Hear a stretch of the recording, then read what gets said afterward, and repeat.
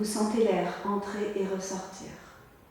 Faire une activité physique n'est pas toujours facile quand on est en forme. Alors quand on se bat contre la maladie, se remettre en mouvement peut être une épreuve. C'est le cas de Nathalie. Cette sportive, depuis 1 an, est en traitement. On est pris dans un engrenage de soins, on est très fatigué aussi, avec des effets indésirables dus à la chimio, les nausées, la fatigue. Mais voilà, j'ai mis vraiment de la volonté parce que durant les traitements, c'était compliqué. Pour les médecins, l'activité physique adaptée fait partie intégrante de la prise en charge des cancers. Elle permet d'augmenter les capacités physiques et l'état psychologique des patients pendant et après la maladie. La Maison Rose a ouvert en février 2016 et en effet, au même titre que la socio-esthétique ou la nutrition, le sport a été un de nos piliers. Ça contribue à aussi réduire les douleurs, améliorer pallier les effets secondaires et se réapproprier son corps.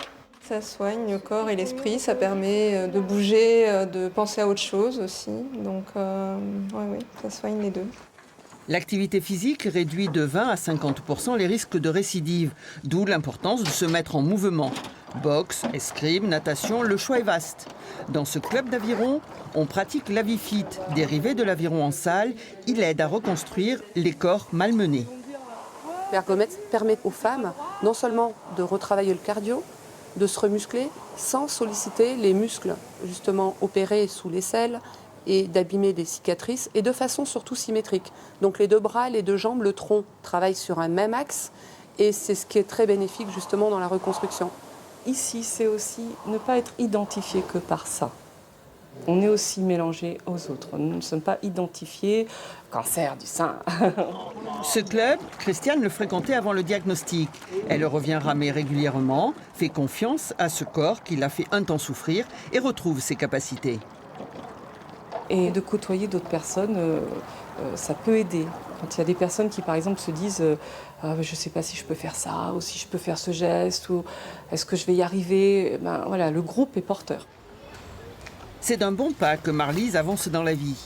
Elle a découvert la marche nordique et 4 fois par semaine, elle avale des kilomètres. J'ai des problèmes de lymphe, donc une circulation de lymphe très capricieuse qui provoque des douleurs intenses, des crises.